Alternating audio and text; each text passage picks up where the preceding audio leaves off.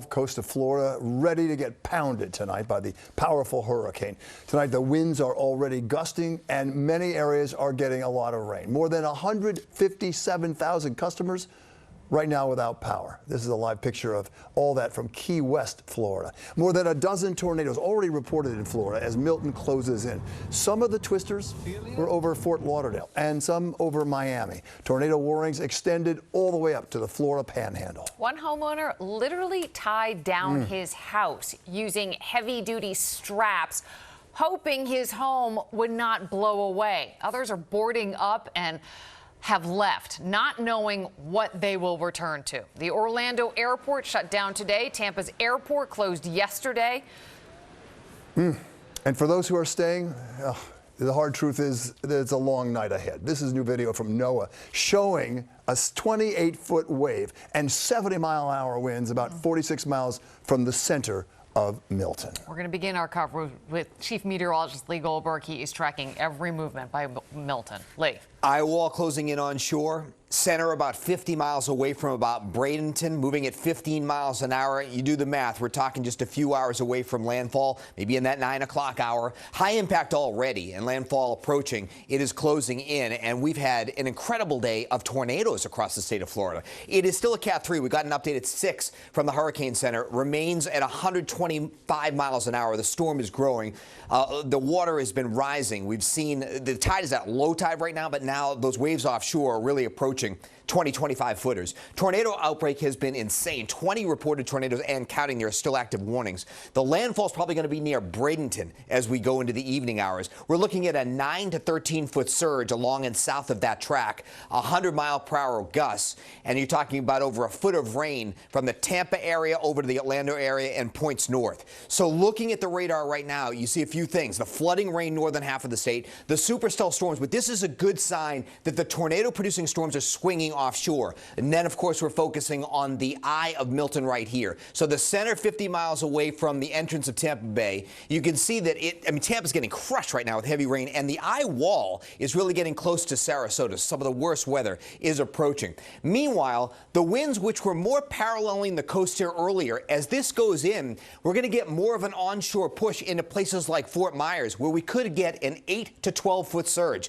That's where Ginger Z has been watching the storm as conditions deteriorate there. Let's hear from her.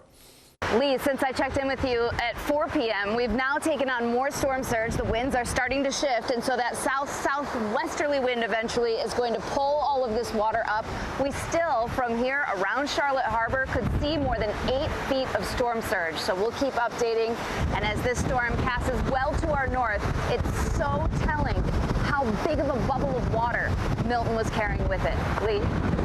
Yeah, it's a scary several hours ahead as that surge begins to push in. By the way, I wanted to update the winds that just came in with the 6 o'clock update down to 120, but still a Category 3 hurricane. All right, so let's focus in on the tornadoes going on here. Look at all the reports.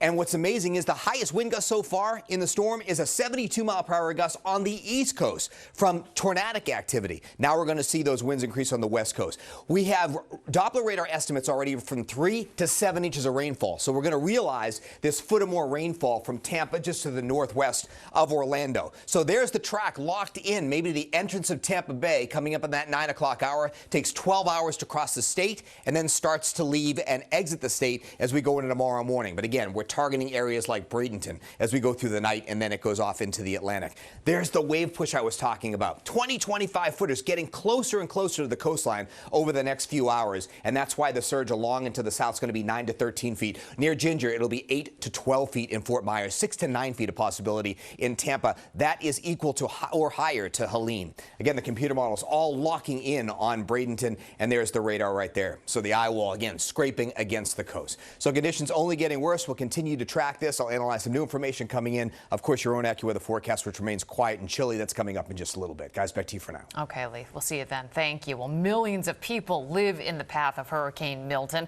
And while many are under evacuation orders on the west coast of Florida, Florida, retired firefighter originally from our area and now living in St. Petersburg, decided to stay and ride out this dangerous storm. Eyewitness News reporter Tanya Rivero talked to him, and she continues our coverage. Tanya.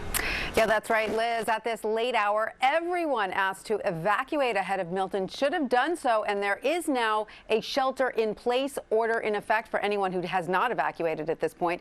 But again, we spoke to that retired firefighter from our area who chose to remain in his St. Pete Beach condo. He says as a first responder during Hurricane Sandy, he has the experience to help.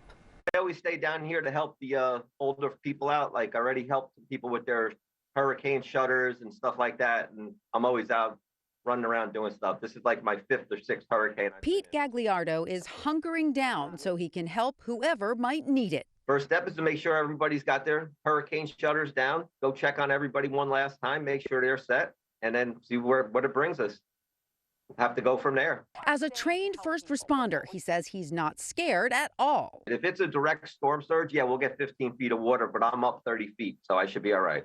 I think ever since being in Sandy, when we were out in West Islip, you know, we were doing the work out there during that storm. I would think that one was a little worse than what's going to happen here. Meanwhile, thousands of Floridians have evacuated to storm shelters, many of them in schools. When the hurricane of this type is coming right on you, it's almost like a tidal wave ahead of it, like a snow plow. This as tornadoes are spotted across Florida, while Milton barrels down on the west coast. NOAA here on a bumpy ride collecting crucial data on Milton, expected to be one of the most destructive hurricanes ever.